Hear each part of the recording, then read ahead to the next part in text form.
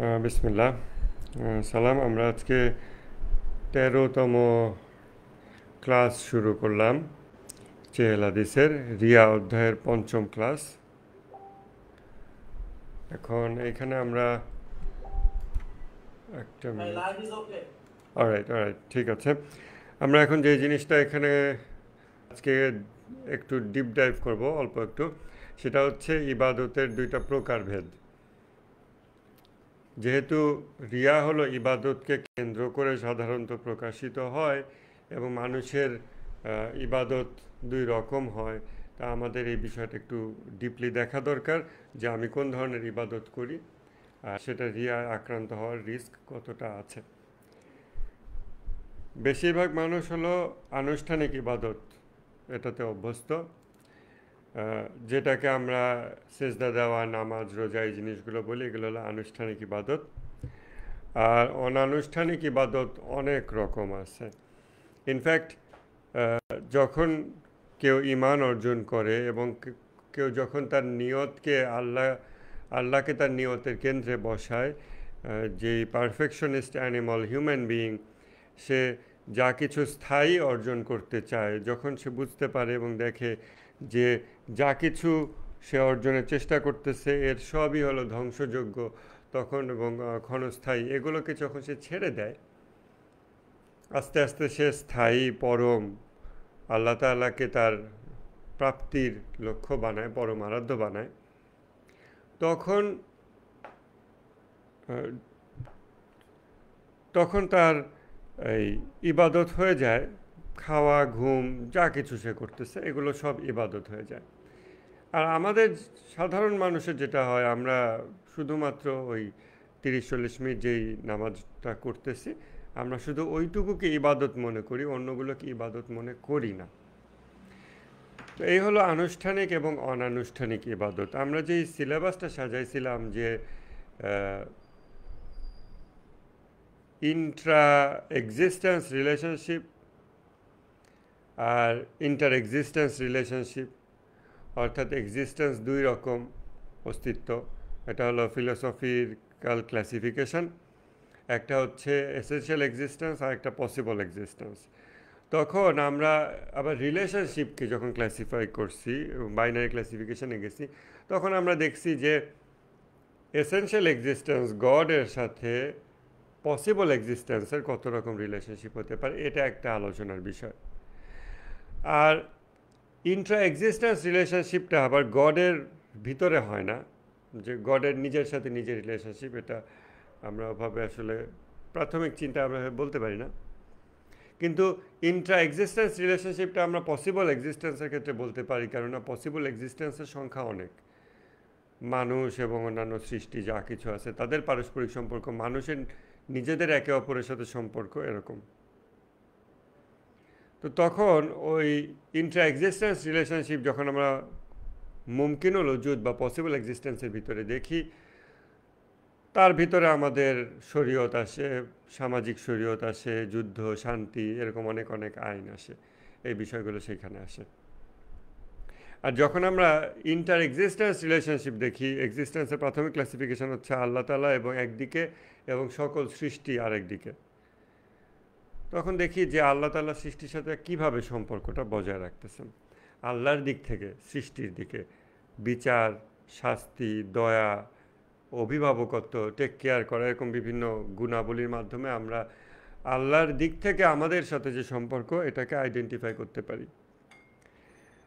আর আমাদের দিক থেকে, এবং শুধু আমাদের মানুষের দিক থেকে তা না, ক্রিয়েশন, যে কোনো সৃষ্টির দিক থেকে আমরা যখন চিন্তা করি, তখন আমরা স্রষ্টার সাথে কত রকম সম্পর্ক দেখতে পাই। এটা আরেকটা ক্লাসিফিকেশন, এটা আমাদের আবার চিন্তা করে দেখতে হবে। তো যখন সৃষ্টির দিক থেকে স্রষ্টার সাথে সম্পর্ক, আমরা যেহেতু সৃষ্টির মধ্যে মানুষ, অতএব আমাদের নিজেদেরকে নিয়ে কনসার্ন বেশি। অন্যান্য পশু পাখি আল্লাহর সাথে কীভাবে সম্পর্ক বজায় রাখলো, এটা আমাদের খুব বেশি চিন্তায় আসে না, আসাটাও খুব একটা সঙ্গত না, নিজেকে ছেড়ে অন্যের চিন্তা। তো নিজের চিন্তায় গেলে তখন আমরা দেখি যে আমরা আমাদের দিক থেকে আল্লাহর সাথে যেভাবে সম্পর্ক রাখতেছি সেটা বিভিন্ন রকম। আমরা যদি এটাকে বাইনারি ক্লাসিফিকেশন করতে চাই, আমরা যে সিলেবাসটা সাজাচ্ছি মূলত আমরা সব কিছুকে বাইনারি ক্লাসিফিকেশানে ফেলে দেন 2 ডাইমেনশনাল থেকে 3 ডাইমেনশনালে যেতে চাচ্ছি। এটা ইমিডিয়েটলি না বুঝলেও সমস্যা নেই, বাট যখন সিলেবাসটা দেখবেন, সাপ্তাহিক ক্লাস করবেন, তখন বুঝতে পারবেন।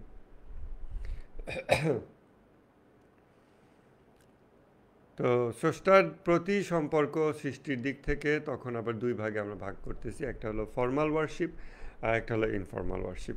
ফর্মাল ওয়ারশিপ আমরা যেগুলো করতেছি, এই যে নামাজ রোজা যেগুলো করতেছি।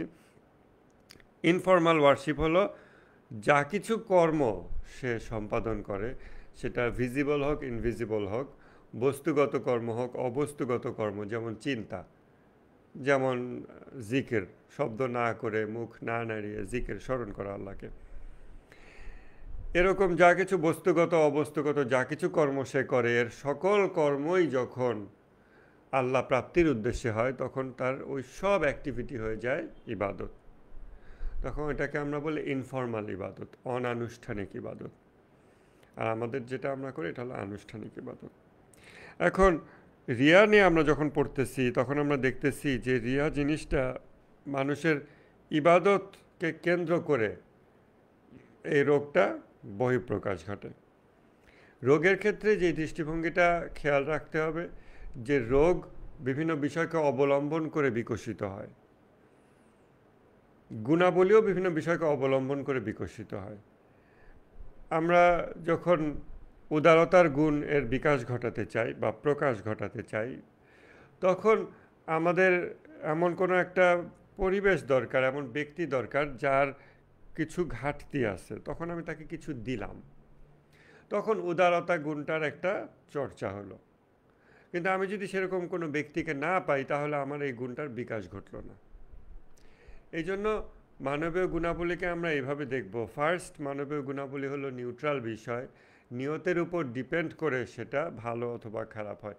কোনো কাজ এমনি ভালো কাজ হয় না, একাই ভালো কাজ হয় না, নিয়তের উপর ডিপেন্ড করে হয়, অর্থাৎ নিয়ত কর্ম পেয়ার। এটা হলো খুব সুস্পষ্ট দৃষ্টিভঙ্গি যে নিয়তের সাথে কর্ম জড়িত। এরপর এই কর্মটাকে আমি ইবাদত হিসেবে দেখতেছি কিনা সেটা আমার নিয়তের সাথে জড়িত।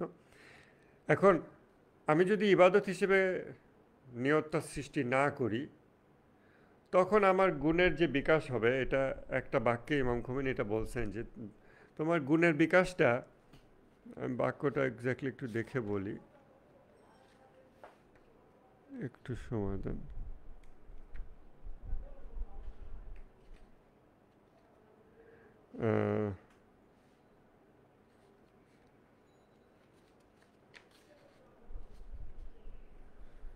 একটু সময় দেন।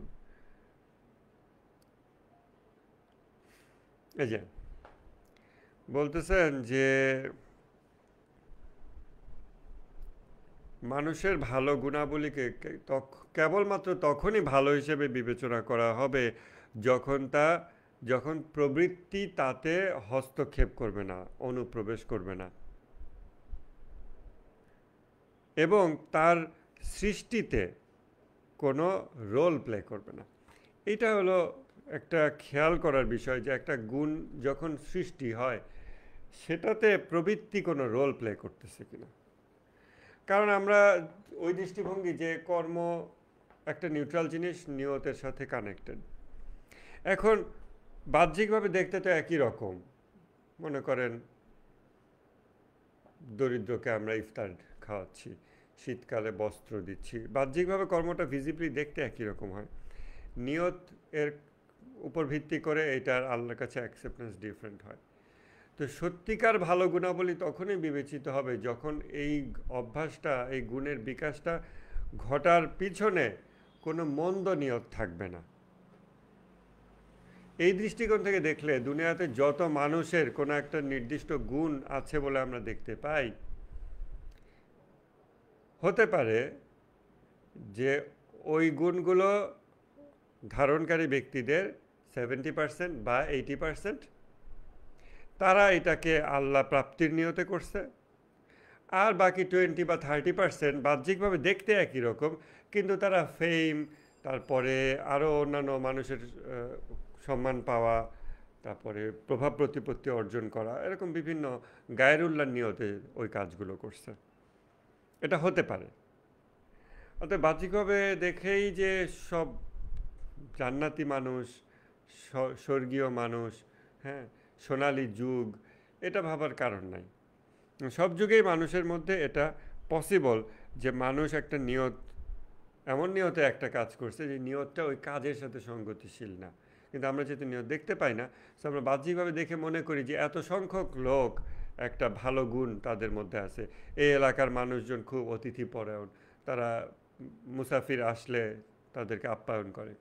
এই এলাকার মানুষজন একটু কৃপণ, তারা একটু সেলফ সেন্টার্ড, এরকম আমরা অনেকটা মনে করতে পারি। বা আমাদের গোটা জাতি যুদ্ধ, মানে যুদ্ধে জান দেওয়ার জন্য প্রস্তুত হয়ে গেছে। কিন্তু আরবরাও তো যুদ্ধ করত, তারা অনেকে যুদ্ধ করত, যুদ্ধ করে বিভিন্ন সম্পদ পাওয়া যায়, ওই জন্য যুদ্ধ করত, সম্পদের জন্য। ইভেন রাসূল সাল্লাল্লাহু আলাইহি ওয়াসাল্লামের সাথে থেকে যুদ্ধ করছে এমন বহুত মানুষ, এটা আমরা প্রমাণ করতে পারবো, সেটা যেভাবে হোক না কেন, ডিডাকটিভ হোক ইনডাকটিভ হোক, আমরা এটাকে লজিক্যালি প্রুফ করতে পারবো যে তাদের যুদ্ধে যাওয়ার নিয়ত ছিল গনিমতের মাল, আনফাল যেটা, এটা ছিল তাদের ইন্টেনশন যে আমি অনেক কিছু পাবো যুদ্ধে বিজয়ী হলে। এই, আর তারা আগে থেকে যুদ্ধবাজ জাতি ছিল, যারা দীর্ঘদিন যুদ্ধ করে অভ্যস্ত। এরকম লোকজনের পক্ষে এটা পসিবল, আমি বলতেছি যে সবাই সেটা করছে, তাদের পক্ষে এটা খুব ইজিলি পসিবল যে একটা নতুন লিডার, তার দিকে তাকায় তার চলাফেরা সব কিছু দেখে বুঝে ফেলা যে এই লোকের নেতৃত্বে যুদ্ধ করলে বিজয় হওয়ার চান্স বেশি নাকি কম। প্রিভিয়াসলি তারা যুদ্ধ করতো অনেক গোত্র, নিজেরা মারামারি করতো, এরকম। এখন নতুন একজন ব্যক্তি আসলেন, সকল গোত্রকে একত্রিত করে ফেললেন, এবং সেই ব্যক্তির নেতৃত্বের কারিশমা অনেক বেশি, দৃঢ়তা বেশি, সব কিছু যুদ্ধে জয়ের জন্য যা কিছু গুণাবলী, যারা দীর্ঘদিন ধরে যুদ্ধ করে আসতেছে তারা ওই গুণগুলো দেখলে তো চিনতে পারে, নিজের মধ্যে ঘাটতি থাকলেও আমরা ওইটা পারি। তখন তাদের পক্ষে এটা পসিবল, আমি বলতেছি সবাই এরকম করছে, পসিবল যে তাকায় দেখে যে এই ব্যক্তির নেতৃত্বে যুদ্ধে গেলে জেতার চান্স 99%, তাহলে আমি যাই, কারণ আমি ওখান থেকে অনেক কিছু পাবো, সম্পদ পাবো, বস্তুগত সম্পদ। এবং তখন এইরকম পরাজিত ব্যক্তিদের পক্ষে, নফসের জিহাদে পরাজিত অবস্থা থেকে যারা রাসূল সাল্লাল্লাহু আলাইহি ওয়াসাল্লামের সাথে জিহাদে যাবে, তাদের পক্ষে আবার এটা পসিবল যে তখন তারা, নবীজি যখন এই যুদ্ধলব্ধ সম্পদ বন্টন করে দিচ্ছেন, তখন তাদের পক্ষে এটা পসিবল যে বলবে যে হে রাসূল, ইনসাফ করুন, ইনসাফ করুন, মানে আপনি ন্যায় বিচার করতেছেন, আমাকে আরেকটু দেন, আমাকে আরেকটু দেন। এটা আউট অফ দ্য ব্লু ঘটে না, এটা ওই যুদ্ধে যাওয়াটার শুরুতে নিয়ত কী ছিল ওইখান থেকে ঘটার চান্সটাই বেশি, রাদার দেন খুব ভালো নিয়তে গিয়ে যুদ্ধ করে পরে হঠাৎ যুদ্ধের পর অনেক সম্পদ দেখে আবার সম্পদের লোভ পেয়ে বসছে। That is also a possible case, but less likely case. এমন পিপলদের জন্য যারা দীর্ঘদিন ধরে যুদ্ধ করে অভ্যস্ত, যুদ্ধ যাদের কালচারের অংশ। এগুলো আমি লেস লাইকলি বা এভাবে বলতেছি, ইন্ডাকটিভ রিজনিং, আমরা গ্যারান্টিডভাবে বলতে পারি না, বাট এগুলো হলো পসিবল কেস। এটা সেই ব্যক্তিদের প্রতি বিদ্বেষ লালন করে আমাদের কোনো ফায়দা নাই যারা এরকম নবীজিকে বেইনসাফির অপবাদ দিয়েছে, সেটা তাদের আমল, তাদের সাথে চলে গেছে। আমাদের এই বিষয়গুলোকে কেস স্টাডি হিসেবে দেখে যেন আমাদের সেম ব্যাপারটা না ঘটে, এইটার জন্য নিজেকে প্রিপেয়ার করা, এটা হলে আমার ফায়দা হবে। আর আমি যদি খুব বলি যে দেখছো কত খারাপ ছিল সাহাবীদের মধ্যে, এত অমুক অমুক ছিল খারাপ, বললাম, মার্কেটিং করে বললাম, বাট তাতে যে আমি ভালো মানুষ হয়ে গেলাম তা না, বা তাতে যে নফসের জিহাদে আমার পরাজয় থেকে প্রিভেন্টিভ মেজার তৈরি হলো, আমার পরাজয়ের রিস্ক কমে গেল, তাও কিন্তু না, তাও কিন্তু না। আওয়ামী লীগ কত খারাপ, এটার মার্কেটিং করলেই যে আমার নফসের জিহাদে আমি বিজয়ী হয়ে যাচ্ছি, তা কিন্তু না।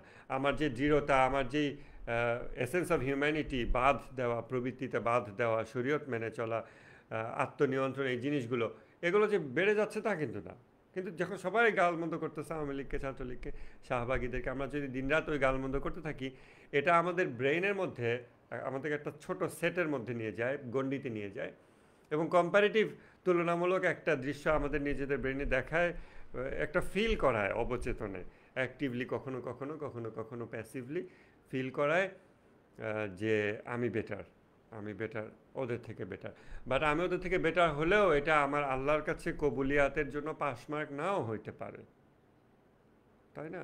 এক এজিদ আর এক এজিদের থেকে বেটার হলেও তাতে কি আসে, দুইজনই তো এজিদ, এরকম একটা ব্যাপার। তো এই কেস স্টাডিগুলো আমাদের এইভাবে দেখা দরকার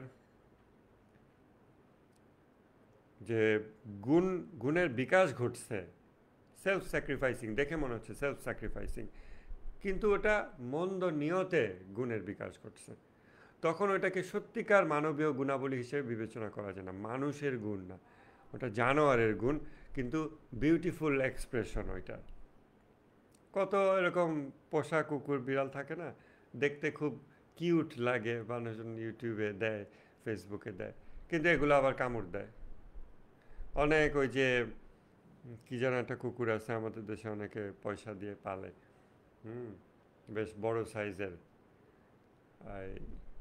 আপনারা নাম অনেকেই জানবেন, হুম, তো দেখতে খুব হাইফাই, হ্যাঁ, সুন্দর, কিন্তু ওরকম ওই যে একবার এক অভিনেত্রী, তার শমিকা স্যার, তার এই পোষা কুকুর তাকে কামড় দিল পরে হসপিটালে, হ্যাঁ, কিন্তু দেখতে কিন্তু আপনার খুব ভালো মনে হয়, কিন্তু ভিতরে আবার, এখন কত ভালো জিনিস বাহ্যিকভাবে দেখতে খুবই কিউট, খুব বিউটিফুল, কত সুন্দর, এটা পসিবল, আমাদের দ্বারা পসিবল, যে বাহ্যিকভাবে আমরা, এমন কি হতে পারে যে আমরা মাহফিলের আয়োজন করতেছি, কোরআন মাহফিল হতে পারে, শোক মজলিস হতে পারে, চেহেল হাদিস হতে পারে, এরকম অনেক কিছু হতে পারে, যে আমরা এমন কিছু আয়োজন করতেছি যেটা বাহ্যিকভাবে দেখতে সুন্দর, কিন্তু ওইটার ফরমেশনে, ওইটার তৈরি হওয়াতে আমার নিয়তটা উপযুক্ত ছিল না, তখন আমার ভিতরে গুণের বিকাশ ঘটেছে বটে, কিন্তু ওটা সদ্গুণ হিসেবে না, ওটা বদগুণ হিসেবে বিকশিত হয়েছে। আমরা নর্মালি এ ধরনের লেবেলিংয়ে অভ্যস্ত না, আমরা নামাজকে কখনো বদ অভ্যাস হিসেবে বলি না, কিন্তু শিরকযুক্ত নামাজ এক প্রকার বদ অভ্যাস। এখন তার এই নামাজে দাঁড়ালেই তার তো অন্য চিন্তা চলে আসে, বিভিন্ন এই চিন্তা সেই চিন্তা, আল্লাহকে ব্যবহার করে বিভিন্ন বস্তুগত বিষয় পাওয়ার ইচ্ছা, এরকম এরকম, অথবা লোক দেখানো, রিয়া, শো অফ করা, মানুষের কাছ থেকে রেসপেক্ট পাওয়ার চেষ্টা করা, নানান কিছু, আল্লাহ ছাড়া আর যত কিছু আছে, এগুলোই তার ইলাহ হয়ে ওঠে, উপাস্য হয়ে ওঠে, সে মুশরিক হয়ে যায়।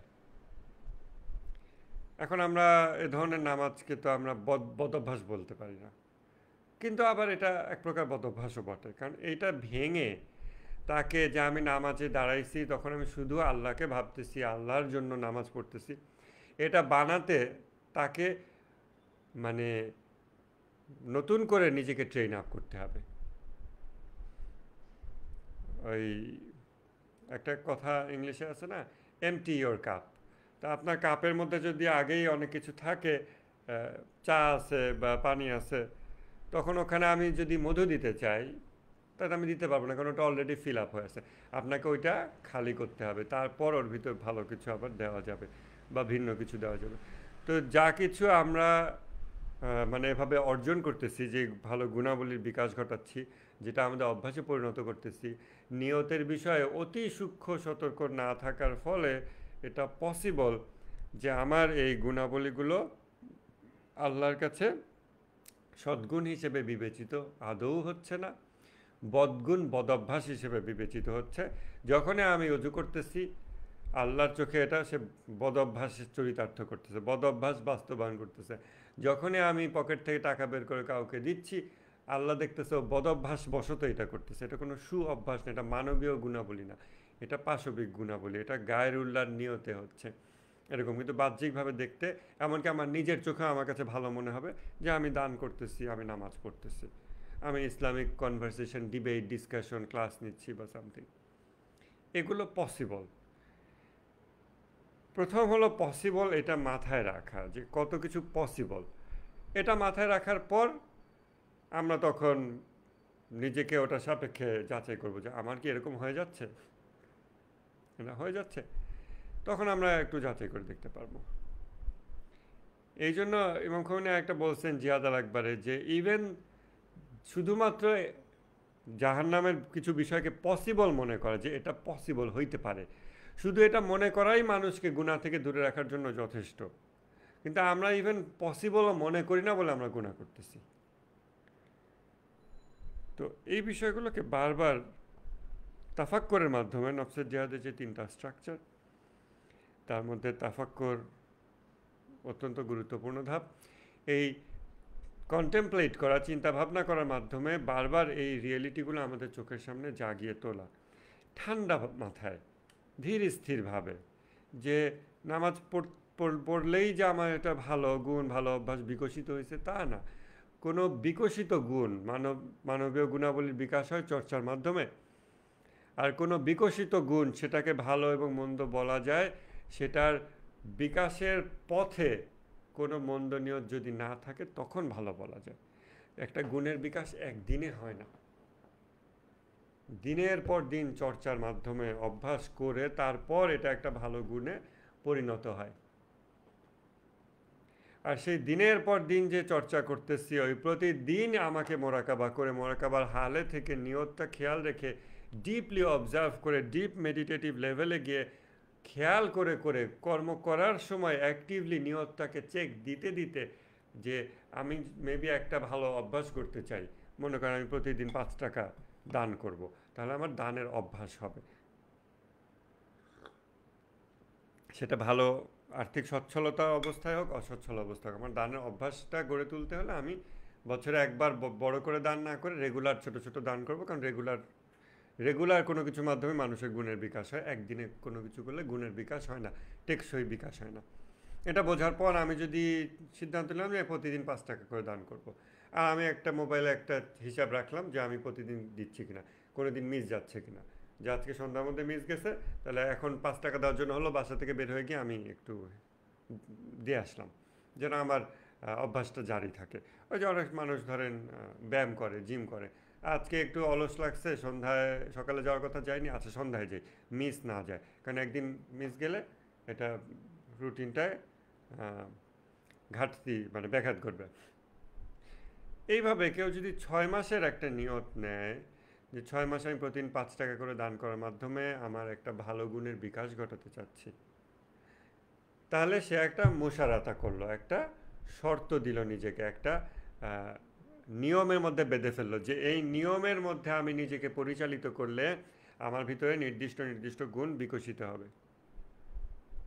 অ্যাট দ্য সেম টাইম তাকে এই 6 মাস ধরে ওই কর্মটা করার সময়, অ্যাটলিস্ট ওই কর্ম করার সময় কনসাসলি, অ্যাক্টিভলি তার নিয়তকে মোরাকাবার হালে তাকায় থাকতে হবে। যখন সে পকেট থেকে টাকাটা বের করে দিচ্ছে, অ্যাট দ্য সেম টাইম তার চোখ, অন্তর্চক্ষু থাকবে তার কালবের দিকে, যে আমার নার্ভস কী চাচ্ছে এই মুহূর্তে, কী চাচ্ছে এই মুহূর্তে, লোকে দেখতেছে কি দেখবে, বা ইভেন যাকে দিচ্ছি ওর থেকেও রেসপেক্ট পাওয়ার চিন্তা কিনা, বা ইভেন গরিব মানুষকে টাকা দিলে তারা পাল্টা দোয়া করে। মানুষ অনেক দুরবস্থায় পড়ে, সাধারণত আমরা বিপদে পড়লে বন্ধু বান্ধব আত্মীয় স্বজনের কাছে দোয়া চাই, ঘনিষ্ঠজনের কাছে। মানুষ এমনও দুরবস্থায় পড়ে তখন সে দেখা যায় অচেনা ব্যক্তির থেকে দোয়া পেতে চায়, তখন একজন ভিক্ষুককে 10 টাকা দিয়ে এর বিনিময়ে সে অনেক দোয়া পেতে চায়। সো ওটা সে বিনিময় পেতে চাচ্ছে, এটা এক প্রকার কমার্স, এক প্রকার ট্রেডিং। ওরকম নিয়তে সে করতেছে কিনা, পরের দিনও ওই নিয়তে করতেছে কিনা, তাহলে তার বাহ্যিক জাহেরি প্র্যাকটিস হচ্ছে বটে, যেটা তার এই ভেজিটেটিভ বডি, এই শরীরের মধ্যে ওই অভ্যাসটা চলে আসবে। যেভাবে আমরা ওই যে বায়োলজিক্যাল ক্লক বলি না, সার্কাডিয়ান রিদম ইত্যাদি ইত্যাদি, ওই রিদম অনুযায়ী আমার বডিকে তো জায়গায় তোলে, সবই করে, কিন্তু আমার নার্ভস কিন্তু ঘুমের সময় আরেক জায়গায় চলে যায়, ওটাই আমি, ওটা মূল ব্যক্তি সত্তা। তো এইভাবে আমি আমার বডিকে, আমার ব্রেনকে হয়তো ট্রেন আপ করাচ্ছি একটা দান করাতে, কিন্তু যে নিয়তটা এর সাথে সাথে থাকতেছে, যেটা আমার নাফসের ভিতরে টেকসই হয়ে যাচ্ছে, যে নাফসকে আল্লাহ আরেকটা নতুন দেহ দিয়ে বিচারে কাঠগড়া দাঁড় করাবেন, তার ভিতরে নিয়তটা তো উপযুক্ত নিয়ত হচ্ছে না। বিভিন্ন সময় নিয়ত হচ্ছে আমি একটু দোয়া পেতে চাচ্ছি একটা ভিক্ষুককে টাকা দিয়ে, অথবা লোকে আমাকে দেখতেছে একটা ইয়ে হচ্ছে, উপকার হচ্ছে, মানে বেনিফিট পাচ্ছি। এরকম বিভিন্ন যত গায়রুল্লাহ হতে পারে এসব নিয়তে। তখন 6 মাস পর সে দানের অভ্যাসকারী, মানে দান তার একটা রেগুলার হ্যাবিটে পরিণত হয়েছে বটে, কিন্তু ইরফানি দৃষ্টিকোণ থেকে এটা কোনো মানবীয় গুণে বিকশিত হয় নাই। কারণ এইটার টোটাল 6 মাসের প্রসেসে ইন্টেনশন মাঝে মাঝেই গলদ ছিল, যার ফলে এটা দুর্বল বা ভেজাল নিয়ত সম্পন্ন একটা অভ্যাস বা এমন গুণ যা ভেজাল নিয়ত সহকারে বিকশিত হয়েছে, তখন এটাকে আর সত্যিকার মানবীয় গুণাবলী হিসেবে বিবেচনা করা যায় না। এভাবে দেখলে আমরা যদি মানবীয় গুণাবলী বিকাশ করতে চাই, সত্যিকার মানবীয় গুণাবলী, একটা বা দুইটা মানুষের মতো গুণ, যেটার দিকে তাকায় আল্লাহ হয়তো আমার বাকিগুলো মাফ করে দেবে, এরকম একটা দুইটা গুণও যদি আমি বিকাশ ঘটাতে চাই, তাহলে ওই একটা দুইটা গুণের বিকাশের স্বার্থেই আমাকে আমার ইন্টেনশনকে ওই কর্ম করার সময়, অ্যাটলিস্ট ওই কর্ম করার সময় কনসাসলি আমার ইন্টেনশনকে অবজার্ভ করতে হবে, অর্থাৎ মোরাকাবার হালে থাকতে হবে। এই যে কি করতে হবে, কিভাবে আমাদের আগামীর অভ্যাসগুলোর পথ পরিক্রমা আমরা গড়ে তুলব, এইটা নিয়ে যে আমরা এখন সূক্ষ্ম ইন ডিটেল চিন্তা করতেছি, স্লো মোশনে, ভেঙে ভেঙে, স্টেপ বাই স্টেপ, এটাই তাফাক্কর। আমরা এই মুহূর্তে নফসের জিহাদের একটা ধাপ সম্পন্ন করতেছি, সেটা হলো কন্টেমপ্লেশন, গভীরভাবে চিন্তা ভাবনা করা। আমরা এই কাজটা করতেছি। তারপর মোরাকাবা এবং মোশারাতা, এগুলো আমাদের ব্যক্তিগতভাবে ওটার জন্য প্রয়াস নিতে হবে। এটা হলো গুণের বিকাশে যে নিয়ত রোল প্লে করে, ওই নিয়তের ব্যাপারে একটা সতর্কতা।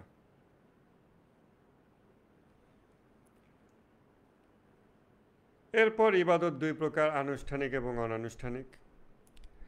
আর আমরা এতক্ষণ কি দেখলাম, যা কিছু আমরা চর্চা করে গুণের বিকাশ ঘটাচ্ছি তার সাথে আমাদের নিয়তটা গুরুত্বপূর্ণ, তাহলে ওটা মানবীয় গুণাবলী হিসেবে বিবেচিত হবে।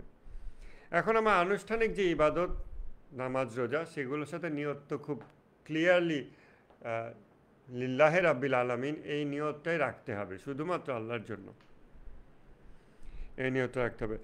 অনানুষ্ঠানিক ইবাদত এই স্তরে যারা পৌঁছাইছে বা যারা তাদের দুনিয়ার যত কার্যক্রম এটাকেও আল্লাহর প্রতি নিবেদন করে যে আল্লাহ, আমি তোমার জন্য ভাত খাচ্ছি, আমি তোমার জন্য এখন হেঁটে হেঁটে আমি আমার কর্মস্থলে যাচ্ছি, তোমার জন্য আমি এটা করতেছি, যখন সে তার প্রতিটা কর্মের সাথে, চিন্তার সাথে, কথার সাথে আল্লাহকে সংযুক্ত করে, তখন ওই প্রতিটাকেই তার আবার মোরাকাবা হালে থেকে অবজার্ভ করতে হয় যে আমার এইটার নিয়তটা আবার বিচ্ছিন্ন হয়ে না যায়। ঘুমাতে যাচ্ছি, আল্লাহ তোমার হাওলায় আমি ঘুমাতে যাচ্ছি, তুমি আমাকে হায়াত দিলে আমাকে ইমানদার হিসেবে উঠায়ও। এইরকম প্রতিটা কর্মে, যেগুলোকে আমরা ইবাদত বলে মনে করি না, এরকম প্রতিটা কর্মে আমরা যেমন নামাজে আল্লাহু আকবার বলার আগে যে নিয়ত করি, ওইভাবে প্রতিটা সাধারণ কর্ম, খাওয়া, ঘুম, গোসল, কাজকর্ম, সব কিছুর আগে একটা নিয়ত করা এবং সেটাকে আল্লাহর সাথে জুড়ে দেওয়া, এই কাজটা হয়তো অল্প কিছু মানুষ করে, বাট যারা করে তাদের আবার ওই জায়গাতেও রিয়ার একটা চেক দেওয়া লাগতে পারে। বাট হয়তো আমরা সাধারণ মানুষরা এইভাবে করি না, মেবি। আমি তো সবার কথা বলতে পারবো না, হতেই পারে অনেক সব মানুষ চারিদিকে এই নিয়ত সম্পন্ন হয়ে গেছে, কিন্তু আমার চোখ এখনও পুরনো চশমায় আছে বলে আমি, এবং নিজে অনানুষ্ঠানিক ইবাদত করি না বলে হতে পারে আমি দুনিয়ার সবাইকে মনে করতেছি মেজরিটি এরকম। হতেই পারে মেজরিটি মানুষ এতদিনে বদলে গেছে, ভালোর দিকে এগিয়ে গেছে, অথবা আমার পারিপার্শ্বের মানুষ তাদের নামাজ এর বাইরেও তাদের ঘুম, খাওয়া, এগুলোকেও আল্লাহর ইবাদত হিসেবে দেখতে শুরু করছে। হতে পারে তাদের সেই চোখ খুলে গেছে, আমার চোখ খোলে নাই, আর আমি মনে করতেছি মেজরিটি যারা আমার আশপাশে তারা হয়তো অনানুষ্ঠানিক ইবাদত করে না, এটাও হইতে পারে। মানে এগুলোর সূক্ষ্মতা শেষ নাই, এগুলোর সূক্ষ্মতা শেষ নাই। এগুলোর বেশি সূক্ষ্ম হতে গেলে আবার গুনাহ হয়ে যাওয়ার রিস্কও বেড়ে যায়, কিন্তু সূক্ষ্ম না হয় উপায় নেই, সূক্ষ্মতা ছাড়া আমি নিজেকে রক্ষা করতে পারবো না।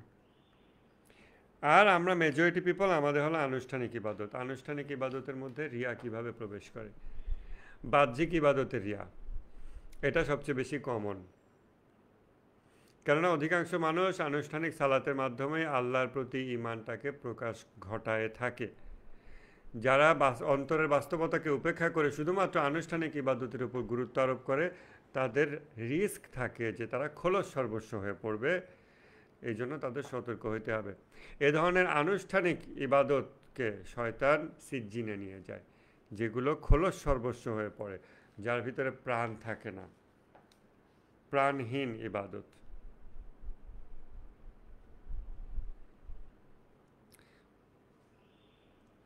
জামাতের নামাজে কিভাবে রিয়া প্রবেশ করে?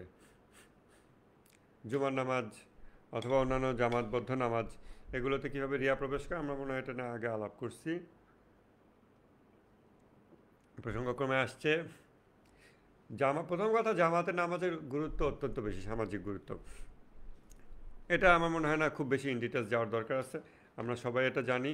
ইসলামী সমাজ কাঠামোতে আমরা ইনশাল্লাহ 3 দিনের একটা লেকচার থাকবে, ইসলামী সমাজ কাঠামো, রাষ্ট্র ব্যবস্থা, শাসন ব্যবস্থা, ইসলামী খেলাফত, হুকুমত ইত্যাদি ইত্যাদি, এগুলো নিয়ে 3 দিনের সেশন থাকবে। আপনারা অন্য অনেকে ইনভাইট করে নিয়ে আসবেন, ওটা চেহেল হাদিসের রেগুলার সেশন থেকে ডিফারেন্ট। তো ওইখানে আমরা এই বিষয়গুলো আরও ইন ডিটেল বলবো, যে আমাদের বৎসরে 52টা খুতবার কেন দরকার হয়, এবং খুতবা কেন ইমাম দিবেন, ইমামকে কেন খুতবা দিতে হবে, আমাদের সোশ্যাল স্ট্রাকচার কি, what is our politics and what is our society, we as Muslims. অতএব জামাতে নামাজের গুরুত্ব আছে আমাদের সোশ্যাল স্ট্রাকচারকে ধরে রাখতে। এটা একটা পিলার। শয়তানের অন্যতম বড় টার্গেট হলো এই জামাতে নামাজকে নষ্ট করা, কারণ এক জায়গাতে সে অনেক মানুষের ক্ষতি করতে পারতেছে এবং অনেক বড় ধরনের উপকার থেকে সমাজকে নষ্ট, মানে ক্ষতিগ্রস্ত করতে পারতেছে। ইমাম সাহেবের রিয়া হতে পারে, যদি ইমাম সাহেবের পিছনে কোনো ধার্মিক ব্যক্তি আসে, খুব নাম করা ব্যক্তি পিছনে নামাজ পড়তেছে, তখন সে একটু বেশি বিনয় দেখাতে পারে, হতে পারে। আবারও সতর্কতা স্মরণ করে দিই, রিয়া বিষয়ে আলোচনার সময় শুধুমাত্র নিজের হৃদয়ের দিকে তাকাবেন, অন্য কোনো মানুষের কথা ভাববেনই না।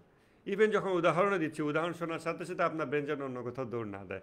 আমরা বলতে পারি, ভাই এভাবেই তো ব্রেন কাজ করে, ব্রেন তো প্রাসঙ্গিক স্মৃতিগুলোকে তুলে নিয়ে আসে, এটা অ্যাসোসিয়েটিভ মেমোরি বলে এটাকে। বাট তাতে কি, ব্রেন কি করে না করে ওইটার অজুহাত দিলে তার আল্লাহ আমাকে মাফ করবে না, তাই না? আল্লাহ ক্ষুধা তো লাগে, আমি তাই রোজার সময় খাইছি, এটা বললে তো আর মাফ পাবো না, তাই না? আমার প্রবৃত্তি জাগে, আমি প্রবৃত্তি বসে এই কাজ ওই কাজ করছি, এটা বললে তো হবে না। So explanation does not always mean justification. এই কথাটা বিগত বছরে আমরা বারবার মাথায় দেওয়ার চেষ্টা করছি, যে সকল কর্মেরই একটা মানে সকল কার্যের একটা কারণ থাকে, কার্যকারণ বিধি, ল অফ কজালিটি। কিন্তু কারণ থাকলেই সেটা জাস্টিফাইড হয় না। কোনো কিছু গ্রহণযোগ্য বা সঠিক বা জাস্টিফাইড হতে হলে এটা অবশ্যই আল্লাহর সাথে সংযুক্ত হতে হবে। জাস্টিফিকেশান আল্লাহকে ছাড়া কোনোভাবে সম্ভব না। চিন্তা করে দেখতে পারবেন, এটা নিয়ে তাফাক্কুর করবেন গভীরভাবে, যে এভরিথিং হ্যাজ অ্যান এক্সপ্লেনেশন। যে অপরাধীরা আদালতে ওঠে তাদেরও এক্সপ্লেনেশন থাকে।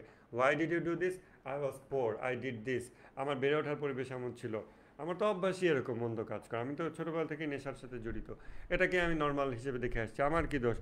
I was brought up into this family, into this environment. এগুলো হচ্ছে explanation, but does it justify ইট?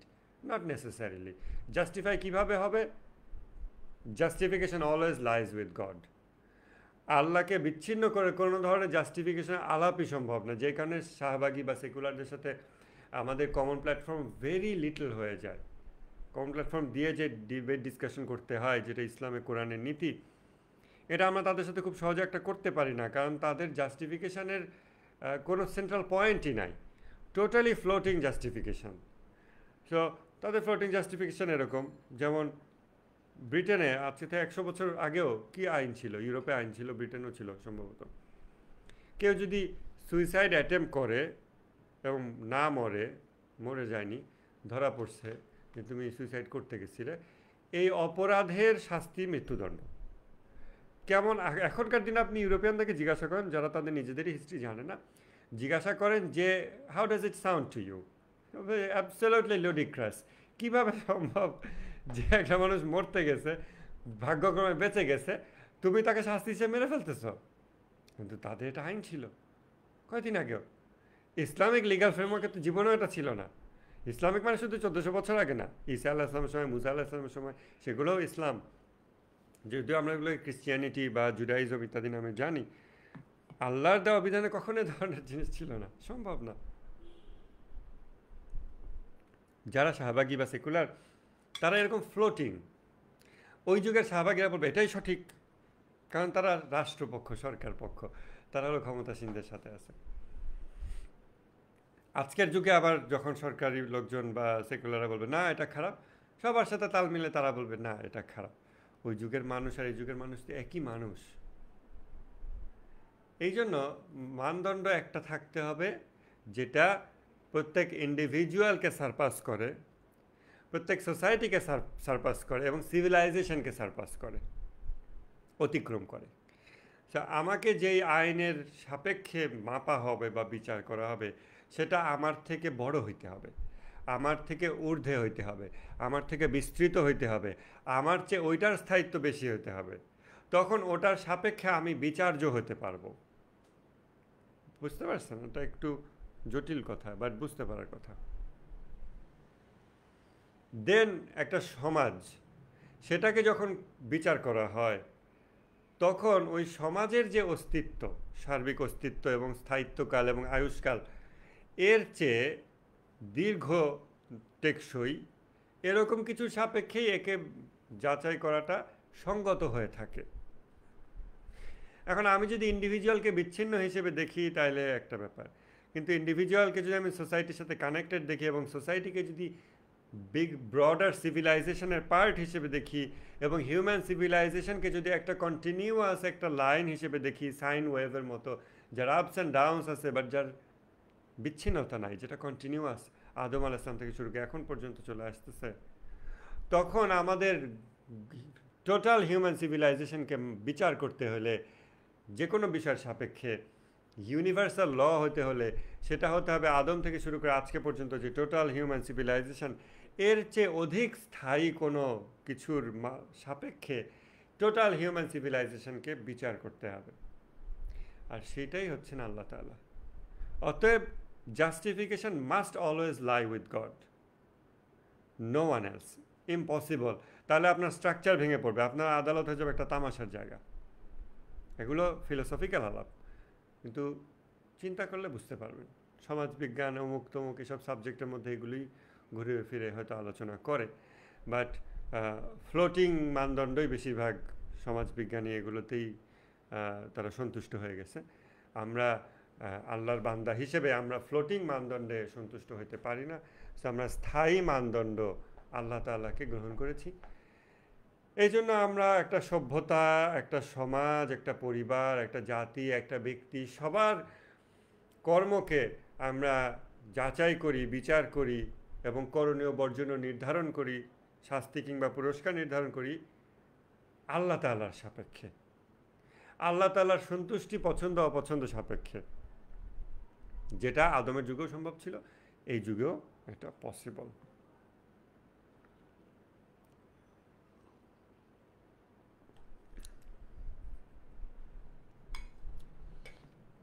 তো জামাতের নামাজের গুরুত্ব অত্যন্ত বেশি। শয়তান এটাকে সবচেয়ে মানে বড় টার্গেট হিসেবে দেখে, যে খুব বেনিফিট হবে তার, এক জায়গায় সে অনেক ড্যামেজ করতে পারবে। তো কোনো ভালো ধার্মিক ব্যক্তিকে দেখলে সে হয়তো ইমাম সাহেব একটু বেশি বিনয় দেখাচ্ছে, যেন ওই ধার্মিক ব্যক্তি আবার রেসপেক্ট করে আমাকে, হতে পারে, হতে পারে। তারপর সমাজে সম্পদশালী, প্রভাবশালী লোকের সাথে সম্পর্ক আছে, তার পিছনে সে নামাজ পড়ে, সে আমার পরামর্শ নেয়, এ ধরনের কথা বলা, যে অমুক ব্যক্তি তো, অমুক এমপি সাহেব বা সচিব বা অমুক ম্যাজিস্ট্রেট, উনি তো একদিন আমার বাসায় আসলো, একটা বুদ্ধি পরামর্শ চাইলো, আমি তো তাকে এটা বললাম, হ্যাঁ, আমার পিছনে সে নামাজ পড়ছিল একদিন, বা এরকম এরকম, এগুলো বলতে পারে। এগুলো ইমাম সাহেবের হাতে, এগুলো অ্যাভেলেবল রিসোর্স। এই রিসোর্সগুলো ব্যবহার করে সে তার রোগটাকে চরিতার্থ করতেছে। যে কোনো সদ্গুণ বা বদগুণ বিকশিত হতে হলে কোনো কিছুকে অবলম্বন করেই তো তার বিকাশটা ঘটবে। আর কোন বিষয়কে অবলম্বন করে সে তার গুণের বিকাশ ঘটাবে, সে চারিদিকে খুঁজে দেখে আমি কোন বিষয়কে অবলম্বন করে গুণের বিকাশ ঘটাতে পারি। তখন সে পাইছে এই বিষয়টা, এটাকে কেন্দ্র করে সে রিয়া নামক যেই গুণ বা দোষ, বদগুণ, এটা সে বিকাশ ঘটাচ্ছে। আমাদের তখন মনে হতে পারে যে দেখছো এই লোকটা খালি এটার মার্কেটিং করতেছে, সে নামাজ পড়াবে, তার মধ্যে সে দোয়া করতেছে, দোয়ার মধ্যে বিশেষভাবে অমুক প্রভাবশালী রাজনৈতিক ব্যক্তিত্ব এমপি সাহেব বা অমুকের নাম উচ্চারণ করে দীর্ঘ দোয়া। আমরা অবশ্য এরকম ভিডিও ইউটিউবে দেখছি। যে হে আল্লাহ, এই 15 আগস্টে শেখ মুজিবকে যারা হত্যা করেছে তুমি তাদের সবাইকে বেহেশত নসিব করো। ভুলক্রমে বাক্যটা বলে ফেলছে আর কি। তো এই যে এ ধরনের লোকজন, এটা আমরা বিচার করতে পারি শুধুমাত্র এই জায়গা থেকে যে সুস্পষ্ট প্রমাণিত জালেম সরকারের মানে আনুগত্য করে দোয়ার মধ্যে ওই সমস্ত বাক্য যখন নিয়ে আসতেছে, তখন আমরা খুব ক্লিয়ারলি বলতে পারি যে ওর নিয়ত খারাপ। কারণ সে একটা সুস্পষ্ট মন্দ কাজ করতেছে। মন্দ কাজ কখনো ভালো নিয়তে সম্ভব না, এটা সম্ভব না। শুধু ওই ক্ষেত্রে আমরা বলতে পারি, বাট অন্যান্য ক্ষেত্রে আমরা বলতে পারি না। হতে পারে ইমাম সাহেব দোয়ার মধ্যে এলাকার একজন ম্যাজিস্ট্রেট তার নাম উল্লেখ করে একটু দোয়া করছে। হতেও পারে যে সে আসলেই ওই লোকটার জন্য খুব বেশি করে চাইতেছে দয়া থেকে, যে আল্লাহ তার ভালো করুক, সে সমাজের দেখাশোনা করে, সমাজের একটা গুরুত্বপূর্ণ দায়িত্ব পালন করে, আল্লাহ তাকে বিশেষভাবে তুমি তাকে ভালো রাখো যেন সে তার দায়িত্ব পালন করতে পারে। এরকম একটা অনুভূতি থেকেও সে এই দোয়াটা করতে পারে, হতে পারে। কিন্তু জালেম শাসকের সাথে যখন ডাইরেক্টলি কানেক্টেড, তখন ওই হুজুরদেরকে আমরা মানে রিজেক্ট করি, এবং রিজেক্ট করার একটা ইসলামিক গ্রাউন্ড তখন থাকে, আদারওয়াইজ কিন্তু গ্রাউন্ড থাকে না। আবার ছোট জামাতের ইমাম, তারও অনেক এগুলো মনে হয় আমরা মনে হয় না কেউ জামাতের নামাজের ইমাম, তো আমাদের হয়তো খুব একটা নাই, বাট আমাদের হাতে যদি ওই রিসোর্সগুলো আসে কখনো, তখন আমরা বুঝতে পারবো আরে এটা তো আমার নফসের জিহাদের একটা সিচুয়েশন হয়ে যাচ্ছে, হতে পারে। ছোট জামাতের ইমাম, যে আমি তো দুনিয়াকে কেয়ার করি না, আমি অল্প একটু ছোট্ট একটা মসজিদের ইমাম, এটাই আমার জন্য, আমি তো আল্লাহর খুশির জন্য করতেছি, এরকম একটা এক্সপ্রেশন দেখানো কথায় বা কর্মে। হ্যাঁ, কিন্তু মনে মনে হয়তো সে আরও বড়টা চায়, বড়টা পেলেই তার এক্সপ্রেশন ঘুরে যাবে, রেটরিক চেঞ্জ হয়ে যাবে। মুক্তাদির রিয়া, যারা নামাজে পিছনে থাকে, হ্যাঁ, তাহলে আমি একা একা নামাজ পড়ি, আমি একান্তে নামাজ পড়ি, আমি মানুষের সামনে নামাজ পড়ি না, আমি যেন রিয়া হয়ে যাবে এই জন্য আমি লুকিয়ে লুকিয়ে নামাজ পড়ি। আরে জামাতে নামাজ যেখানে ফরজ, তখন তুমি ফরজ বাদ দিয়ে তুমি রিয়া অ্যাভয়েড করার জন্য ফরজ বাদ দিয়ে দিচ্ছ, এটা তো হইতে পারে না, এটা হলো ভণ্ডামি।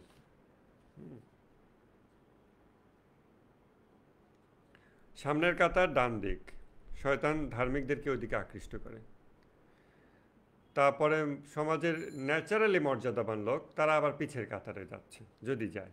তো ধরেন সোসাইটিতে আপনাকে এলাকার লোকজন চেনে, আপনি গণ্যমান্য ব্যক্তি, আপনি ইচ্ছা করে একদম পিছনের কাতারে গিয়ে কাচুমাচু হয়ে নামাজে দাঁড়াইছি, তার আশপাশের লোকজন দেখবে, আবার নামাজ শেষে একটু একটু দীর্ঘ সেজদাই না হয় দিলাম, তাহলে আশপাশ দিয়ে লোক যাওয়ার সময় দেখবে আরে অমুক সাহেব, উনি পিছনে সবার পিছনে সেজদায় পড়ে আছে। এটা পসিবল অ্যাকচুয়ালি।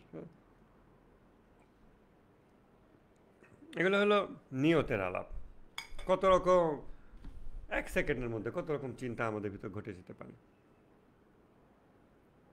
আরেকটা উদাহরণ ইমাম খোমেনি দিয়েছেন, বাট আমি এরকম উদাহরণ কখনো দেখি নাই।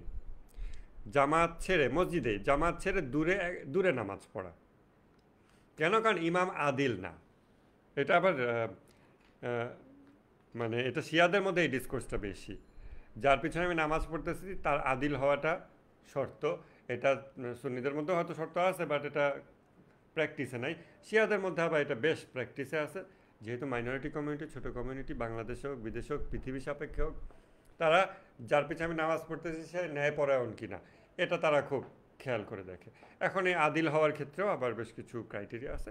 বাহ্যিকভাবে আপনি যদি তাকে সরই গুণা করতে না দেখেন, আপনি তাকে আদিল হিসেবে গণ্য করবেন, তার পিছনে নামাজ পড়তে পারবেন আর কি।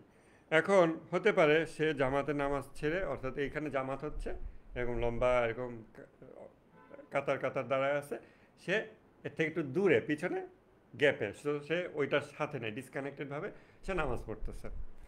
এটা একটা উদাহরণ দিচ্ছেন, আমি জানি না এটা কোথাও ঘটছে কিনা, তা আপনাদেরকে বললাম। আমার দেখা অবশ্যই সংক্ষিপ্ত। কেন? কারণ তার ভাব হলো এসব হুজুর আদেল না, এরা ন্যায়বান হুজুর না, আমি তার পিছনে নামাজ পড়ি না, আমি একাই নামাজ পড়ি। তখন ইমাম খমিল লিখছেন যে সে তো রিয়াকারী বটেই, সে শরীয়তও জানে না। হ্যাঁ, কারণ এটা ওয়াজিব, ওয়াজিব যেই জামাত নামাজ, এটা এভাবে ছেড়ে দেওয়া যায় না।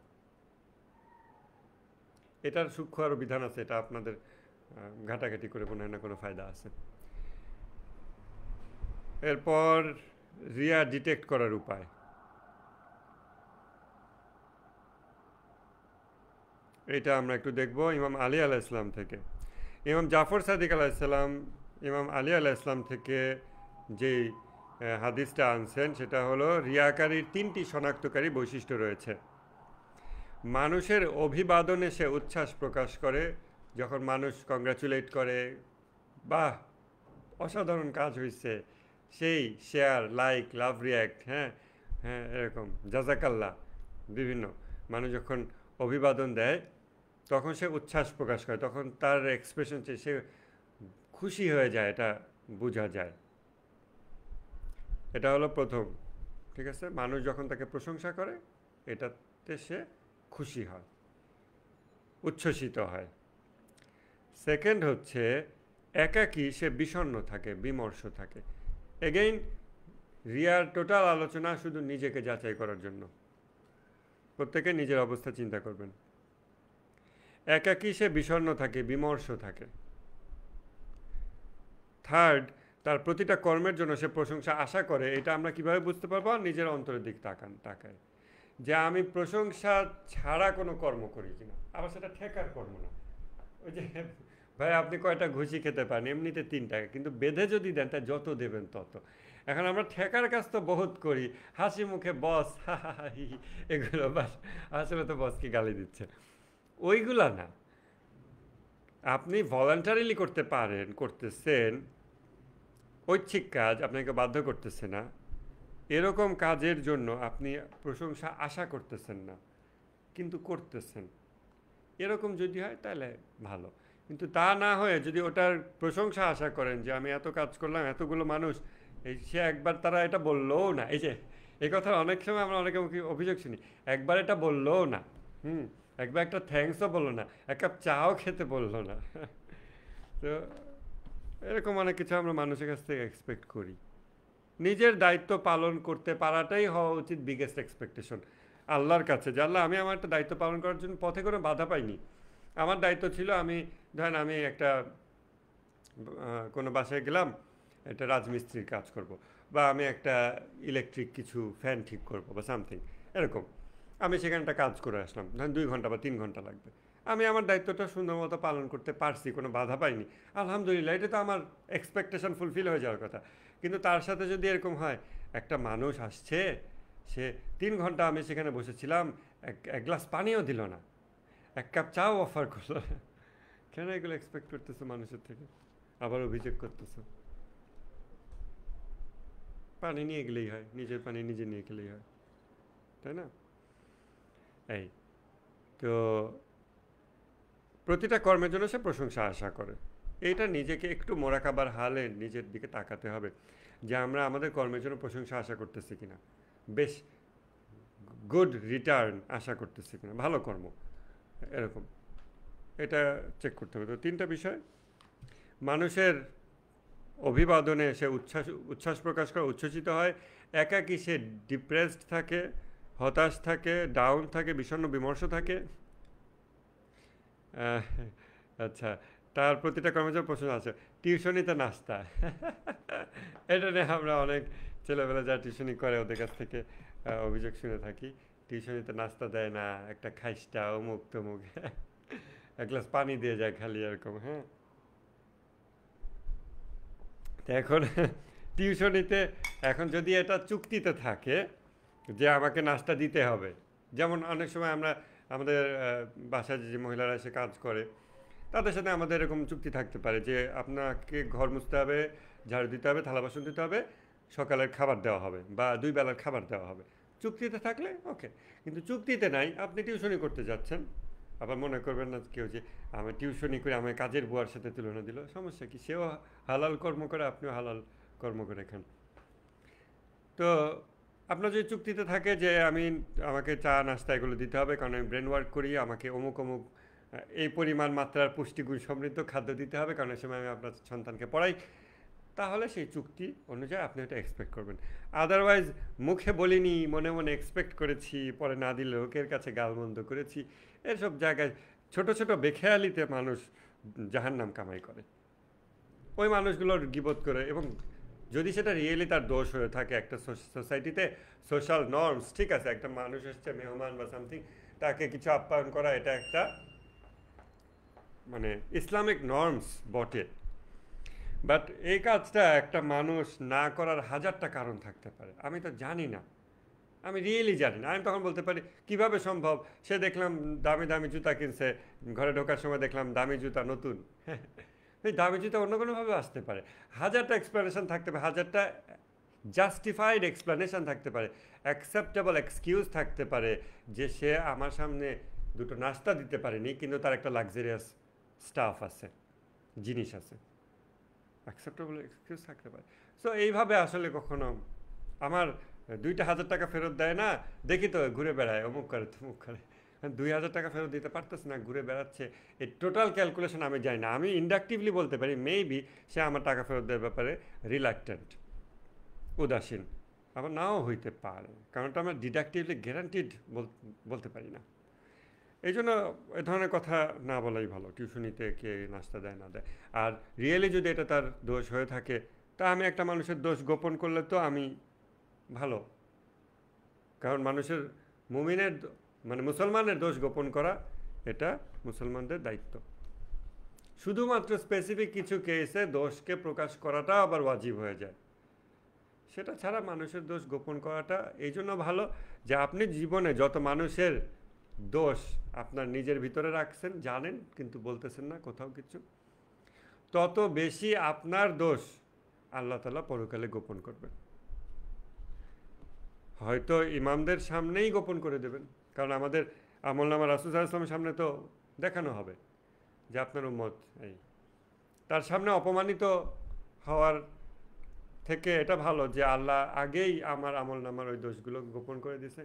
সো নবী রাসূল ইমামগণের সামনে যখন আমার আমলনামা দেখানো হচ্ছে, তারা অপমানিত হচ্ছে না, লজ্জিত হচ্ছে না আল্লাহর সামনে যে আহারে কী করছে আমাদের অনুসারীরা, ঠিক আছে। তো মানুষের দোষ গোপন করা একটা বড় ধরনের মানে আমল। 3টা বিষয়ে রিয়া বা ধর্মীয় শো অফ করা, এটা ডিটেক্ট করার জন্য ইমাম আলী আলাইহিস সালাম থেকে মানুষের অভিবাদনে সে উচ্ছ্বসিত হয়, একাকী সে ডিপ্রেসড থাকে, আর তার প্রতিটা কর্মের জন্য সে প্রশংসা আশা করে। এই হাদিসটা দেওয়া হয়েছে যেন আমরা নিজেরা নিজেদেরকে যাচাই করতে পারি। আচ্ছা, এখন আমরা কিছু আত্মপ্রতারণা দেখব, কিভাবে আমরা আবার নিজেদেরকে প্রতারিত করি। আমাদের ব্রেনের মধ্যে এইসব কথা ঘুরপাক খায়, নাও হতে পারে আপনাদের কারো, বাট একটা উদাহরণ হিসেবে মাথায় রাখেন জাস্ট ইন কেস ফিউচারে কখনো ঘটে। প্রথম কথা, হাদিসটা দেওয়া হয়েছে যে আমরা একাকী নামাজ পড়তে আগ্রহ নাই, জোর করে নিজেকে নামাজে নেওয়া লাগে, কিন্তু মানুষের সামনে খুব আমি নামাজের জন্য রেডি, তাড়াতাড়ি, হ্যাঁ এরকম। আর মানুষের সামনে প্রাণবন্তভাবে নামাজ পড়তেছি, রিয়া কেন হচ্ছে? এখন আমার আত্মপ্রতারণার যুক্তিটা দেখেন। ভাই, অন্য মুমিন ভাইদের সাথে একসাথে নামাজ পড়লে খুব দিলটা ভালো লাগে, শান্তি লাগে, আমি এই জন্য জামাতে নামাজ পড়ি, 5 ওয়াক্ত আমি জামাতে আদায় করি, ভাই খুব আমার ভালো লাগে এগুলো। এখন আবার কিন্তু অন্য কোনো মানুষকে চিন্তা করবেন না, জাস্ট একটা উদাহরণ হিসেবে চিন্তা করেন। এখন হতে পারে মানুষ নিজে এটা বলতেছে, সে একটা আর কি যুক্তি দিয়ে নিজেকে বাঁচানোর জন্য, মূলত তার ইচ্ছা যে আমি 5 ওয়াক্ত নামাজ পড়ি, এটা সমাজে এলাকায় এই গুড রেপুটেশনটা হোক। আর এরকম একটা রেপুটেশন অনেক ফায়দা দেয়, মানুষের অনেক দুনিয়াবি ফায়দা দেয়। হইতে পারে সে এটা মনে মনে চায়, এই চাওয়া থেকে সে এরকম যুক্তি দিচ্ছে, একা নামাজ পড়ার থেকে জামাতে নামাজ পড়া 27 গুণ সওয়াব, মানুষের সাথে পড়লে এত ভালো লাগে, এত শান্তি লাগে, আর মুমিন ভাইদের সাথে দেখা হয়, অসংখ্য সে যুক্তি দিচ্ছে, সবই অ্যাকসেপ্টেবল। কিন্তু আমি তো তার অন্তর্যামী না, সে যদি এই জায়গায় নিজেকে প্রতারণা করে, আমি তাকে বলে দিতে পারবো না যে ভাই তোমার তো অন্তরের নিয়তটা উল্টা, তাহলে তুমি এই যুক্তি দিচ্ছ কেন?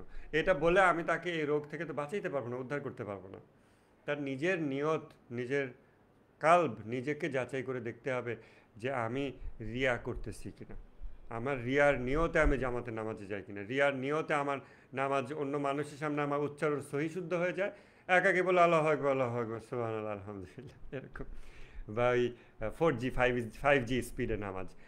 এইগুলো হলো আমাদের খেয়াল করার বিষয়। মানুষজন আছে আশপাশে, আমি বেশ ধীর স্থির নামাজ পড়লাম, মানুষজন নাই, কয়েকটা কোপ দেওয়ার মতো নামাজ পড়ে উঠে গেলাম।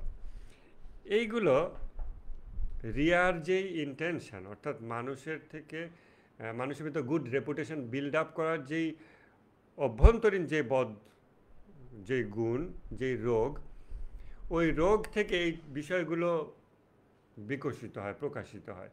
একটা রোগ ভিতরে থাকলে সেটা কত হাজারভাবে প্রকাশ পেতে পারে, যার একটা হইল রিয়া। কেন?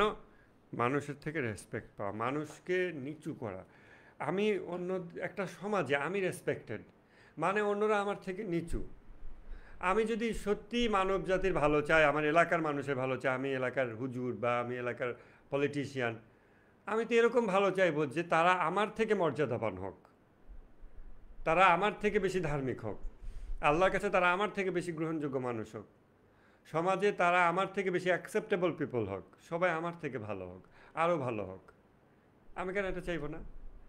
তো এরকম না চেয়ে সে চায় সমাজে অন্যদের সাপেক্ষে আমি উন্নত থাকব। তার মানে অটোমেটিক্যালি সে অন্যদের ওয়েল উইশার না,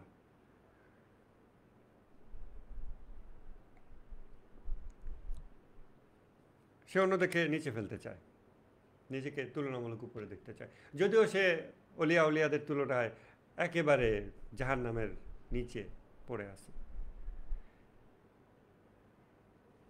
পলিটিশিয়ানদের ব্যাপার তো আপনারা অনেক অভিযোগ সবারই কম বেশি আছে। একটা বিষয় খেয়াল করেন, আমাদের ফেসবুকে যখন আমরা সমাজ বিষয়ে চর্চা করতে থাকি, একটা জিনিস খুব কমন প্লেস যে এই বাঙালি জাতিকে দোষারোপ, বাঙালি এই, বাঙালি সেই, বাঙালি খারাপ, আরে জাতি খারাপ, জাত খারাপ, এই যে এভাবে দোষারোপ করতেছে কেন? মানে এর পিছনে ফায়দাটা কি? এভাবে দোষারোপ করে ফায়দাটা কি? এর আল্লাহ এভাবে দোষারোপ করতে বলছে? এই দোষারোপে কোনো পরিবর্তন সাধিত হয়? দোষারোপে কেউ উন্নত হয় এভাবে? বাঙালি স্বভাব খারাপ, বাঙালি জাত খারাপ, বাঙালি এই সেই, বাঙালি অমুক তমুক। আমি কেন বলতেছি? মানে আমি হয়তো এদেরকে ঘৃণা করি, আমি নিচু চোখে দেখি। অলরেডি আমি যদি একটা মানুষকে ঘৃণা করে নিচু চোখে দেখতেছি এবং তার উপকার চাইতেছি না, হ্যাঁ কেউ যদি রিয়েলি খারাপ হয় সে তো খারাপ, কিন্তু তার ইমানের জন্য আমার অন্তরে কোনো আগ্রহ আশাও নাই, এটা ফরজ তা না, বাট নিজের অন্তরের অবস্থাটা দেখেন। আমাদের সবাইকে যে এজিদের ইমানের জন্য দোয়া করতেই হবে তা না, আমাদেরকে আমাদের শরীর দায়িত্ব পালন করতে হবে। হাসিনার ইমানের জন্য আমাদের সবাইকে দোয়া করতে হবে তা না, এটা আমাদের অন্তরের উদারতা কারো থাকতে পারে, নাও পারে, যে আল্লাহ ইমান আনুক। মহিলা জামাতের এক নেত্রী, সম্ভবত উনি সংরক্ষিত আসনে এমপি হয়েছিলেন, হাফেজা আসমা মনে হয়, উনি একবার শেখ হাসিনার সাথে এক ফ্লাইটে পাশাপাশি সিটে বসছিলেন। উনি তখন হাসিনাকে বলছে, অনেক বছর আগের ঘটনা এটা, অনেক আগে থেকে জানি ঘটনাটা, বাট এগুলো তো ফেসবুকে তখন লেখা যেত না লিখলেই শেষ। তো উনি তখন হাসিনাকে ইসলামের দাওয়াত দিছিল। ওই মহিলা জামাত বোঝেন, যারা এই পায়ে দাওয়াত দিচ্ছে, পাইছে হাসিনারে দাওয়াত দেবে না? পাশাপাশি ফ্লাইটে, একই ফ্লাইটে মানে পাশাপাশি সিটে। তখন দাওয়াত দিচ্ছে যে দেখেন, রাজনীতি এগুলো অনেক করছেন, আল্লাহর পথে আসেন, ইসলামের পথে আসেন, নামাজ কালাম ঠিকঠাক পড়েন, দুনিয়াতে একদিন শেষ হয়ে যাবে, এগুলো আর কত। ভালোভাবে সে দাওয়াত দিছে। এটা খুব ইন্টারেস্টিং ঘটনা ছিল। পরে হাসিনা তাকে বলছে কি যে আমি যদি এখন এই রাজনীতি ছেড়ে দেই, আমার দলের লোকেরাই আমাকে ছিঁড়ে ছিঁড়ে খুঁড়ে খাবে, এই কথা সে বলছিল। হাফিজা আসলাম মনে হয় মারা গেছেন, হ্যাঁ মারা গেছেন। তো ওই যে এখন এই হাসিনার জন্য এখন আমরা, ওই যে ওই মহিলা দাওয়াত দিছে, তার হয়তো হৃদয়ে সেই উদারতাটা আছে। আমাদের সবার যে উদারতা থাকতে হবে তা না, বাট থাকলে ভালো, থাকলে ভালো, কেন না? কেন না? আল্লাহ মুসা নবীকে পাঠিয়েছে, ফেরাউনের মতো জালেমকে দাওয়াত দাও, ইমান আনার জন্য দাওয়াত দাও। আর আমরা তো মনে করি ওকে এনে আগে ফাঁসিতে ঝুলাও, বিচারও করবো, বাট ইমান আনার সুযোগটা দিই, তারপরে বিচার করি, তারপরে মৃত্যুদণ্ড দিলাম, অসুবিধা তো নেই। এগুলো হচ্ছে হৃদয়ের উদারতা। আল্লাহ তাআলা দুটো অপশনে দিয়েছেন। আল্লাহ বলছেন মানুষকে কেসাসের অনুমতি দেওয়া হলো, সমান ক্ষতি করা, আমার যতটুকু ক্ষতি আমি তোমার ততটুকু ক্ষতি করব, সমান ক্ষতি করা, কেসাসের অনুমতি দেওয়া হলো, তবে ক্ষমা হলো উত্তম। ক্ষমা উত্তম। আল্লাহ বলতেছেন যে তোমরা কেসাস বাস্তবায়ন করো, এর ভিতরে তোমাদের জন্য জীবন নিহিত আছে, জীবনের বদলে জীবন তোমরা হরণ করে নাও। কেউ একটা মানুষকে হত্যা করছে, তাকে তোমরা পাল্টা হত্যা করো, রায় মানে বিচারিক প্রক্রিয়ায়। বিচারিক প্রক্রিয়া মানে আবার ব্রিটিশ ইনস্টল জুডিশিয়ারি সিস্টেম দিয়ে না, ইসলামিক জুডিশিয়ারি, 2-3 দিনে একটা রায় হয়ে যেত। তো তোমরা হত্যার বদলা নাও, এর ভিতর তোমাদের জন্য জীবন নিহিত আছে। কিভাবে? এই যে একটা মানুষকে আমরা মৃত্যুদণ্ড দিচ্ছি, রায় কার্যকর করতেছি, এটা সবাই দেখতেছে। আল্লাহ বলছে মুমিনদের একদল যেন সেটা দেখে, দেখলে একটা সোসাইটির মধ্যে ওই অপরাধের প্রবণতা ড্রাস্টিক্যালি কমে যায়। তখন জীবন কিভাবে নিহিত থাকে? এই যে বাকি জীবনগুলোর হেফাজতি নিশ্চিত হয়, এভাবে এর ভিতরে জীবন নিহিত থাকে। আবার আল্লাহ বলতেছেন কেসাসের অনুমতি দেওয়া হলো, তবে ক্ষমা উত্তম। আর ইসলামিক আইন অনুযায়ী রাষ্ট্র মৃত্যুদণ্ড মওকুফ করতে পারে না। রাষ্ট্র মৃত্যুদণ্ডের শুধু ডিক্লারেশন দিতে পারে, মানে সামাজিকভাবে বিচারক শুধু বলতে পারে তাকে মৃত্যুদণ্ড দেওয়া হলো। যে ব্যক্তি ক্ষতিগ্রস্ত সে মাফ করার অধিকার রাখে, কোনো প্রেসিডেন্ট প্রাইম মিনিস্টার মাফ করার অধিকার রাখবে না। যে ব্যক্তি ক্ষতিগ্রস্ত সে মাফ করবে।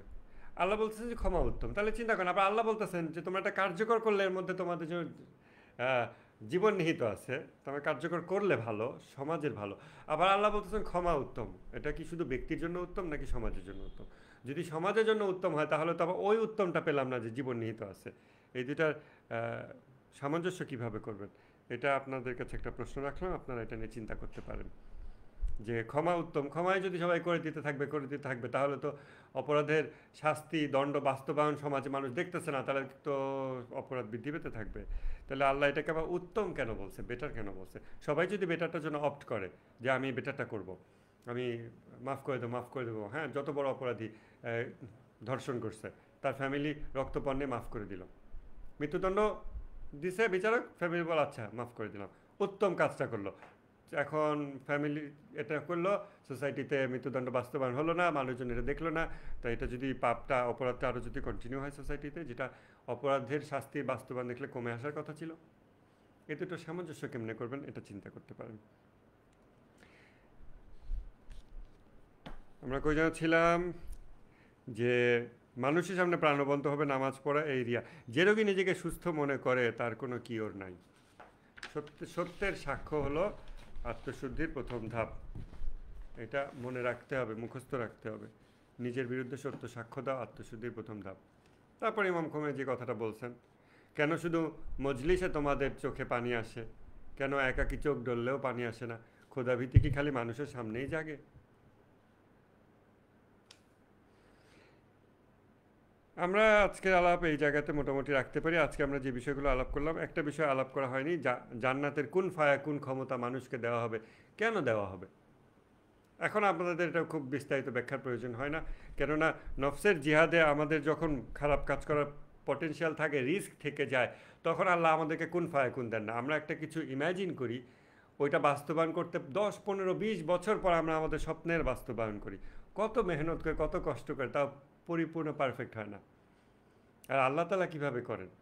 আল্লাহ যা কিছু ইচ্ছা করেন, আল্লাহ বলেন হও, তা হয়ে যায়, কুন ফায়াকুন, তাই তো? কিন্তু বেহেশতবাসীকে আল্লাহ তাআলা এই ক্ষমতাটা দিয়ে দেবেন যে এবার তোমরা গডের মতো এভার ক্রিয়েটিভ হয়ে যাও, যা কিছু তোমরা ইচ্ছা করবে তাই বাস্তবায়ন হয়ে যাবে। তো বেহেশতের যে মানে দুর্বল না, মানে দেহবাদী বর্ণনা আমাদের আকৃষ্ট করে বেশি। খালি খাবো দাবো, শুয়ে থাকবো, সোফার মধ্যে ছায়া থাকবে, নদী বয়ে যাবে, শরাব পান করব, সুন্দরী সুন্দরী মানুষ ঘুরে বেড়াবে চারিদিকে, 70টা ওয়াইফ থাকবে, এসব এগুলো হলো দেহবাদী জান্নাত। এগুলো কিছু মানুষের জন্য যারা ওটা কামনা করে। আবার কিছু মানুষ যারা খুব ক্রিয়েটিভ, তাদেরকে আল্লাহ কোন ফায়াকুন দিয়ে দেবে, নাও তুমি এবার যা মন চায় বানাও, একটা সোলার সিস্টেম ডিজাইন করো, চিন্তা করছো একটা সোলার সিস্টেম, একটা গ্যালাক্সি চিন্তা করছো, একটা গ্যালাক্সি তৈরি হয়ে গেছে, সামথিং এলস চিন্তা করছো, হয়ে গেছে, একটা শহর তৈরি করবা, হয়ে যাবে, একটা সফটওয়্যার ইমাজিন করবে, it happens then and there. Immediately. এটা জন্য তোমাকে অনেক কষ্ট করতে হবে, অনেক মেহনত করতে হবে না, অনেক বছর ওয়েট করতে হবে না। যা ভাববে সাথে সাথে ক্রিয়েট করতে পারবে। তো এই চেহালাদিজের মধ্যে ইমাম খোমেনি এইটার কথা যখন বলছেন, আমার এরকম মনে হয়েছে যে ইমাম খোমেনির এইটার প্রতি মনে হয় খুব আকর্ষণ ছিল, যে এইটা কখন পাবো, এই ক্ষমতাটা কখন পাবো যে আমি অনেক কিছু ক্রিয়েট করব। তো যারা ভালো কিছু ক্রিয়েট করতে চায়, তারা এই লিমিটেশনগুলোতে আটকায় যায়, যে দুনিয়াতে এত লিমিটেশন, আমি অনেক ভালো কিছু সৃষ্টি করতে চাই যেটা আল্লাহ অনেক খুশি হবে দেখলে, আল্লাহ আমাকে বাহবা দেবে যদি এত সুন্দর কিছু বানাইছো। তখন সে ওই জান্নাত আশা করে, যেই জান্নাতে তাকে কুন ফায়াকুন দেওয়া হবে। কিছু মানুষ হয়তো কুন ফায়াকুন লাগবে না, তারা বলবে আমি সব ক্রিয়েট করে আমার লাভ কি, আমি এখানে গাছ আছে ফল খাই, এখান থেকে শরাব পান করি, এখানে সুন্দরীদের সাথে মজা করি, শেষ। তো আমারও তো ক্রিয়েটিভিটি দেখা, আল্লাহ যা দিছে এটাই এনজয় করে কুল পাই না, আবার কুন ফায়াকুন করবো কখন। কিন্তু কিছু মানুষের জন্য আবার কুন ফায়াকুন আল্লাহ দিয়ে দেবেন। কিন্তু দুনিয়াতে আল্লাহ কোনো মানুষকে কুন ফায়াকুন দেন না, এক্সেপ্ট একটা লিমিটেড মাত্রায় মাসুমিনকে আল্লাহ তাআলা দেন। মাসুমিন যারা, রাসূল সাল্লাল্লাহু আলাইহি ওয়াসাল্লাম, আলী, ফাতেমা, হাসান, হুসেন এবং 14 মাসুমিন যারা, এবং অতীতের যারা নবী রাসূল, তাদেরকে আল্লাহ তাআলা এই ক্ষমতা দেন সৃষ্টি জগতের উপরে, যেভাবে যেই মাত্রায় আল্লাহ তাআলা চান ক্ষমতা দেন।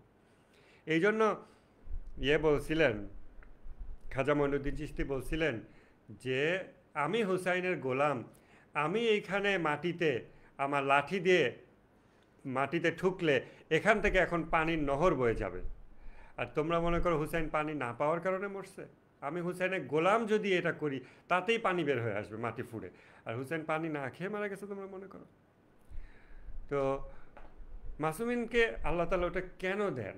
তখন এটা আবার শিয়ারা যখন বলে, তখন আবার সুন্নিরা অনেক মনে হয় তাকে গড লেভেলে নিয়ে গেছে। না, কেননা ওই ব্যক্তির হাতে আল্লাহ তাআলা এই ক্ষমতা এন্ট্রাস্ট করতে পারেন যে হ্যাঁ, এই ব্যক্তির হাতে সৃষ্টি জগতের উপরে কিছু আদেশ দেওয়ার ক্ষমতা দেওয়া যায়, কেননা সে এটাকে মিস ইউজ করবে না। অতএব তাকে এই ক্ষমতা দেওয়া যায়। সে আদেশ করলে অনুপরমাণুর গতিপথ বদলে যাবে, সৃষ্টি জগতের অন্যরকম হয়ে যাবে। এটা অসুবিধা কি? মানে আল্লাহ তো বেহেশতবাসীকে তো আল্লাহ একটা দেবে।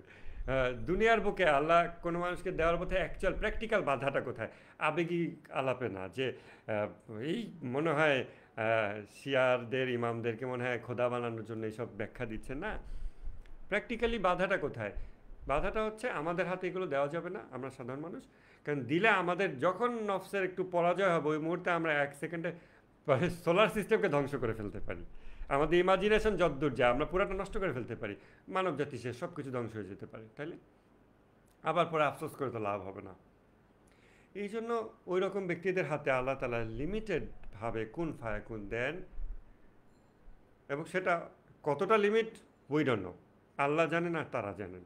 তারা যতটুকু আমাদের কাছে বলছেন সেটুকু আমরা জানতে পারছি, বাট এর বাইরেও তাদের সৃষ্টি জগতের উপর অথরিটি এখতিয়ার আছে কিনা কতখানি, এটা তো আমরা জানি না, এবং আমাদেরকে জানানো তাদের জন্য এটা ফরজ না, বাধ্যতামূলক না।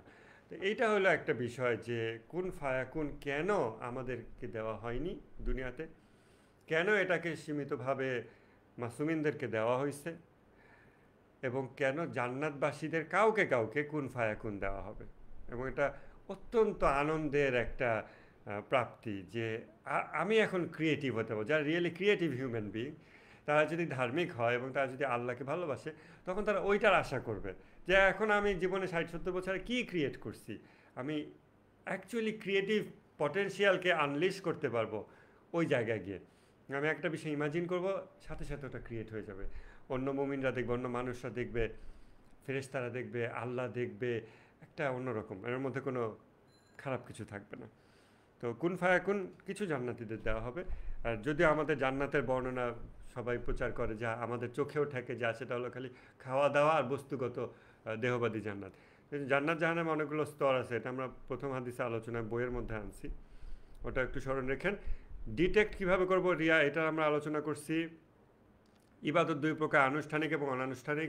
আমরা বেশিরভাগ মানুষ আনুষ্ঠানিক ইবাদত করি, আমাদের রিয়া আনুষ্ঠানিক ইবাদতকে কেন্দ্র করে ঘটার রিস্ক বেশি।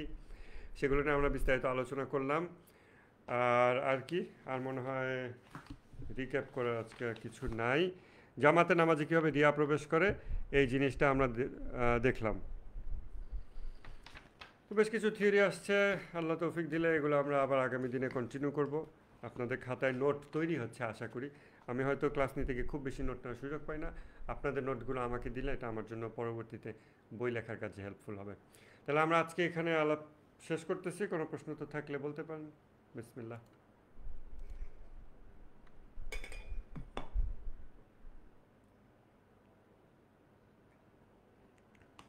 আজকে কি আমাদের নতুন কেউ আসছে ক্লাসে? 14 জন দেখতেছি। আ আমাদের সিয়াম আসছে। সিয়াম তো এই প্রথম মনে জয়েন করলেন। কি অবস্থা? ভালো আছেন? অলি কোথায়? জি, এখানে হ্যাঁ, ওদিকে না। হ্যাঁ, আমি এই বছর জয়েন করিনি, লাস্ট বছর জয়েন করছিলাম।